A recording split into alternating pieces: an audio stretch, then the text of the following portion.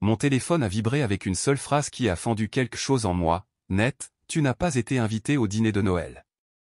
La petite amie de ton frère ne t'aime pas, pas de bonjour, pas d'excuses, juste ça. Et cela, après que j'ai investi 120 000 $ dans leur entreprise qui s'effondrait. Aucun intérêt, aucun titre de propriété, juste la confiance. Je m'appelle Daniel Harper, et d'où que vous regardiez ceci, restez avec moi. Avez-vous déjà réalisé, trop tard, que votre amour était loué, mais que votre valeur n'a jamais été véritablement possédée?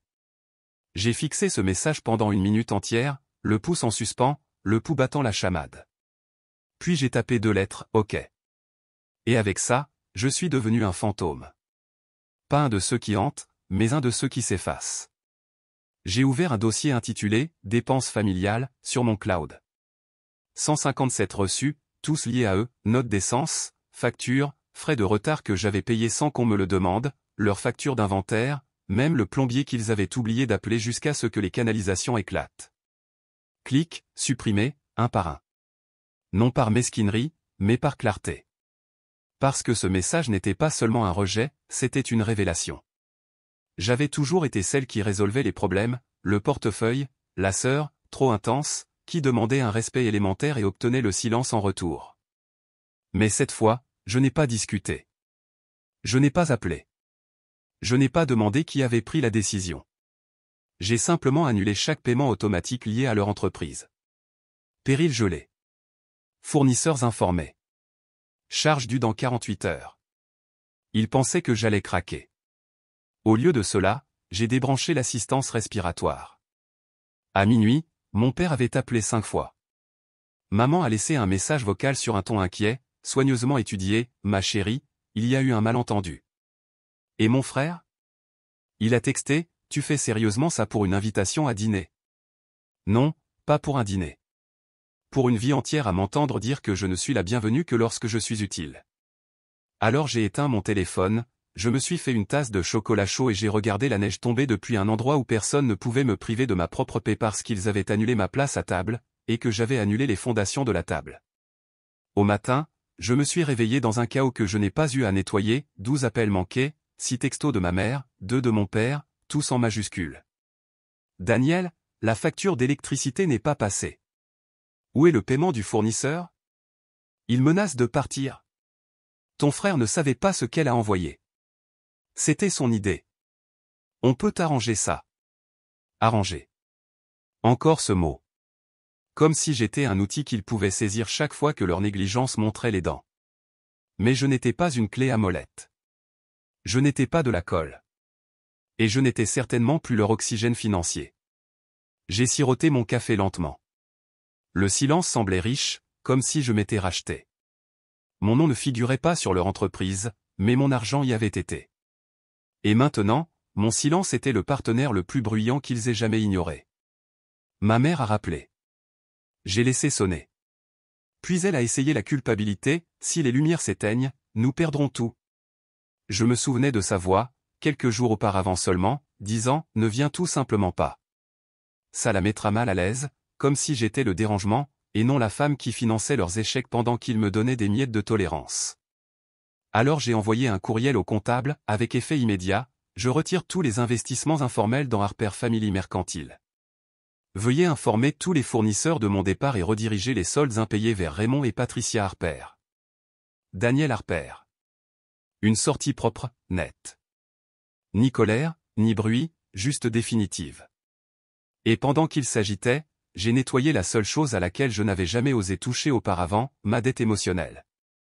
Je ne les ai plus suivis sur les réseaux sociaux, j'ai supprimé la discussion de groupe, bloqué tous les numéros sauf celui d'Ava, ma nièce la seule âme dans cette maison qui ait jamais dit « tu comptes ». Cet après-midi-là, une lettre est arrivée, manuscrite, de mon père, ne laisse pas un dîner détruire toute une vie de soutien. J'ai failli rire. Toute une vie de soutien. De moi envers eux. Ils se sont nourris de ma loyauté et m'ont affamé d'appartenance. Alors j'ai déchiré la lettre en deux, je l'ai jetée dans la déchiqueteuse, parce que leur entreprise n'était pas la seule chose qui s'effondrait. L'illusion que je leur devais tout, pour toujours cela aussi s'est effondré. Ils ont arrêté d'appeler au bout du 3e jour. Le silence est tombé, mais ce n'était pas la paix pour eux, c'était la panique. Leurs heures d'ouverture ont changé soudainement. Fermé pour rénovation, indiquait l'affiche. Drôle. Il n'y avait pas d'argent pour des rénovations. Pas sans moi. Je n'ai pas exulté. Je n'ai pas célébré.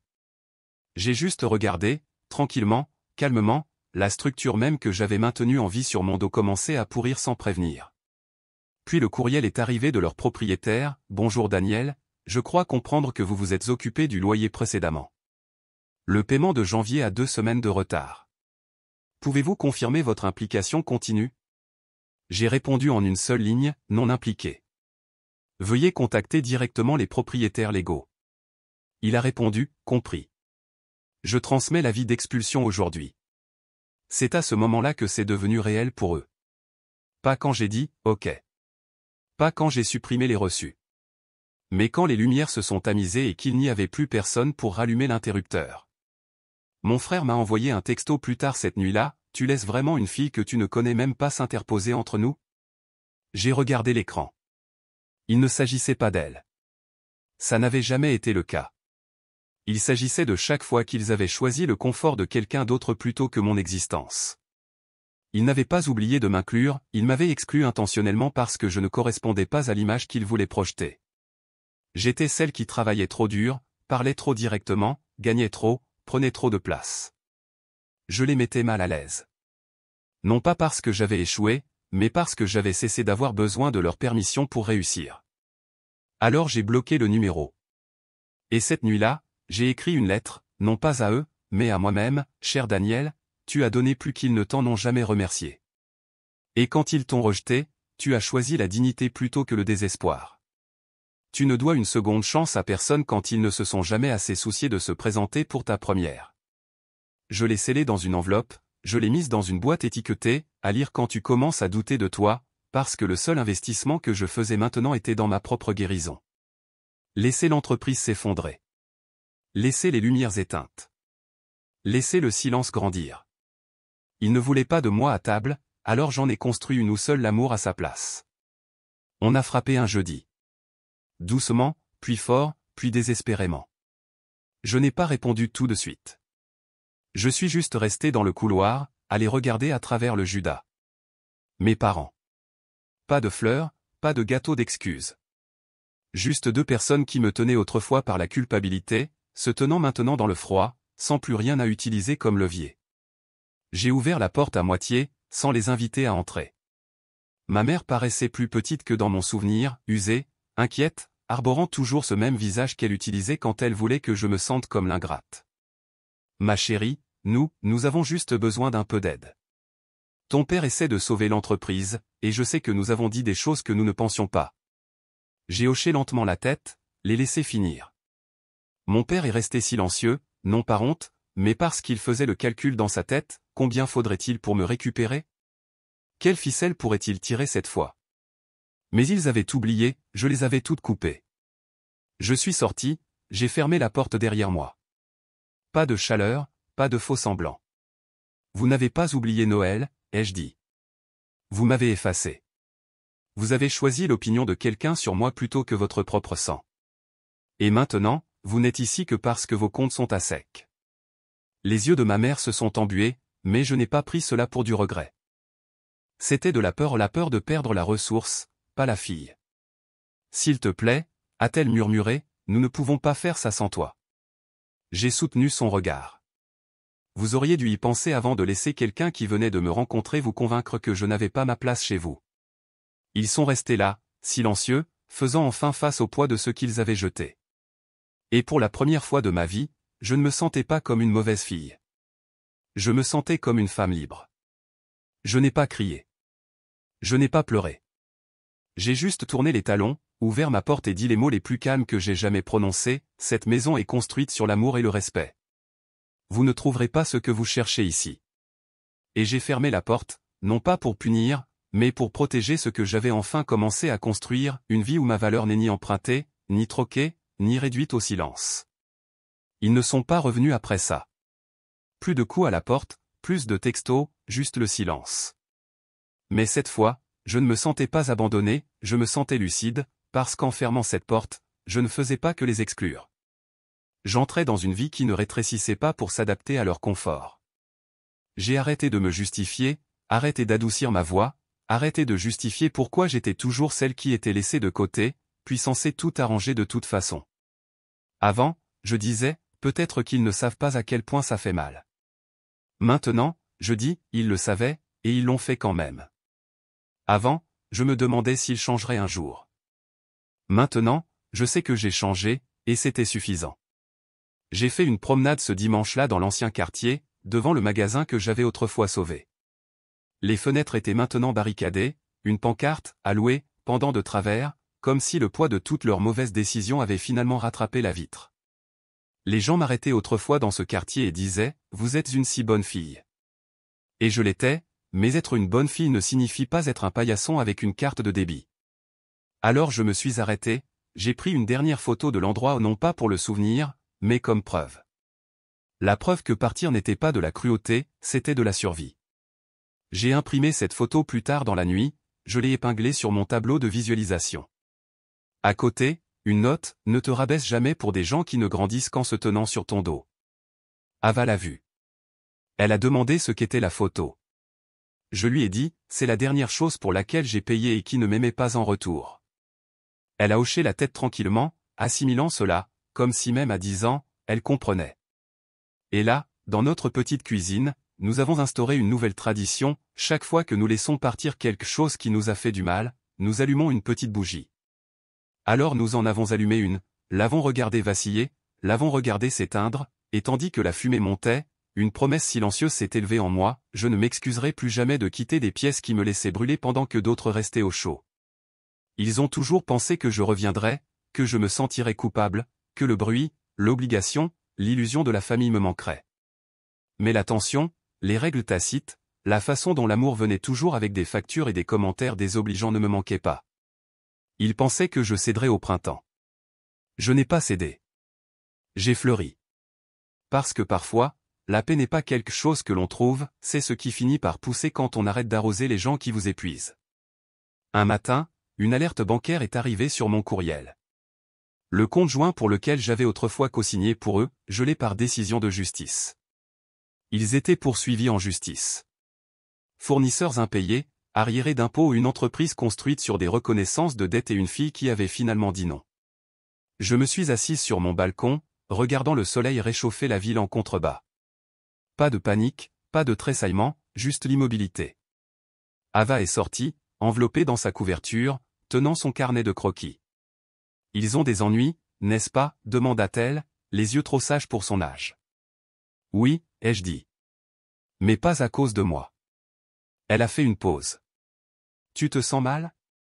Je l'ai regardée dans les yeux. Non, ma puce. Je me sens libre. Parce que, pour une fois, leur effondrement n'était pas ma responsabilité. Je n'ai pas répondu aux appels. Je n'ai pas répondu aux courriels, nous ne le pensions pas. Je n'ai pas prêté attention aux messages soudains, tu nous manques, qui accompagnaient les dates d'audience et les factures impayées. Vous voyez, quand ils m'ont exclu de Noël pour impressionner une femme qu'ils connaissaient depuis 6 mois, ils ont aussi coupé le pont vers la seule personne qui les maintenait à flot. Ils ont choisi d'être loyaux aux apparences, à la commodité, aux gens qui aimaient la version de moi qui n'existait pas. Alors j'ai disparu. Et dans mon silence, la vérité a résonné plus fort que toutes les excuses qu'ils n'ont jamais présentées. Plus d'investissement. Plus besoin de sauver la face. Plus besoin de secourir des gens qui vendraient votre dignité pour un compliment. J'avais fait mon temps dans leur histoire. Maintenant, je vivais enfin la mienne, une histoire qui ne commençait pas et ne se terminait pas par des obligations familiales, mais par quelque chose de bien plus profond, le respect de soi. Et plus je le choisissais, plus le bruit s'atténuait, jusqu'à ce qu'il ne reste plus que ma propre voix murmurant « Tu n'as jamais été difficile à aimer ». Ils n'ont simplement jamais appris comment. Le printemps s'est transformé en été, et avec lui est arrivée une lettre, enveloppe épaisse, manuscrite, sans adresse de retour, mais je connaissais cette écriture comme une cicatrice. C'était de ma mère. À l'intérieur, un plaidoyer au long, décousu, manipulateur, habillé juste assez de chagrin pour paraître sincère, nous avons fait des erreurs. Ton père est malade de stress. Ton frère regrette tout. Ta nièce demande de tes nouvelles tout le temps. Ils n'ont jamais dit une seule fois, nous t'avons blessé, seulement qu'il souffrait maintenant. Et si je pouvais venir arranger ça encore une fois? Le comble? Un post-scriptum sur le ton brusque de mon père, tu fais toujours partie de cette famille, que ça te plaise ou non.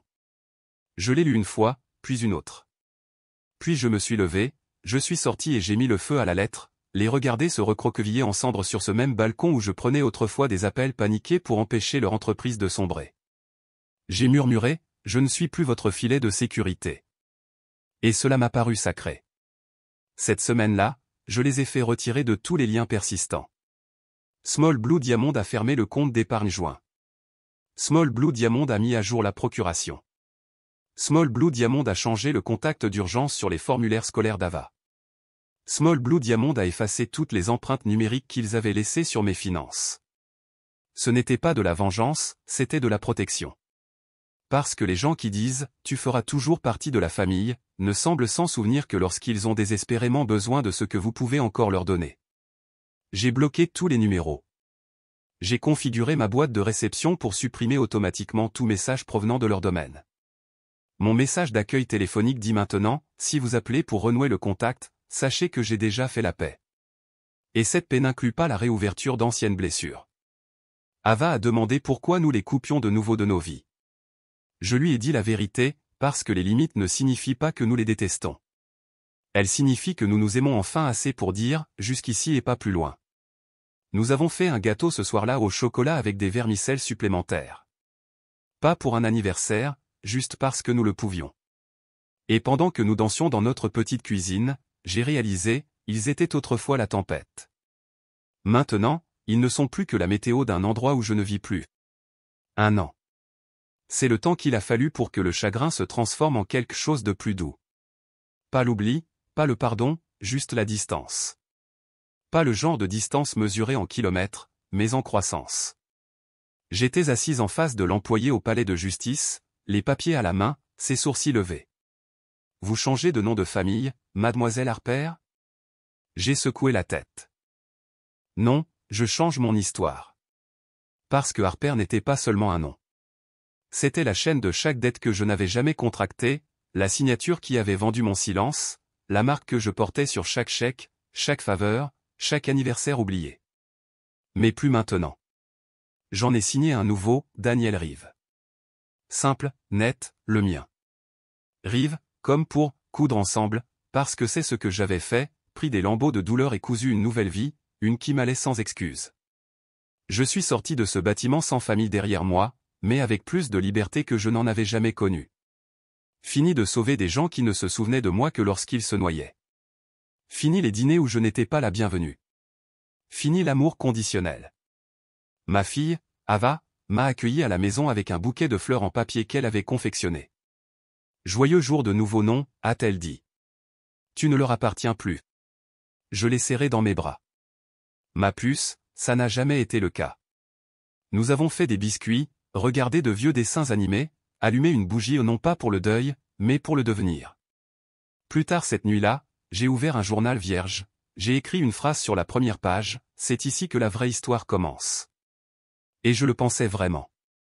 Non pas parce qu'ils avaient arrêté d'appeler. Non pas parce que j'avais changé de nom. Mais parce que je n'avais plus besoin d'être aimé par des gens qui ne pouvaient même pas me voir. Je suis la femme qu'ils n'ont pas pu briser. Le silence qu'ils n'ont pas pu faire honte. La fille qui n'a pas brûlé le pont, mais l'a simplement traversé et n'a jamais regardé en arrière. Pas de vengeance. Pas de drame judiciaire. Pas d'effondrement public. Juste une femme qui a dit « Ok », puis s'est discrètement réapproprié son entièreté.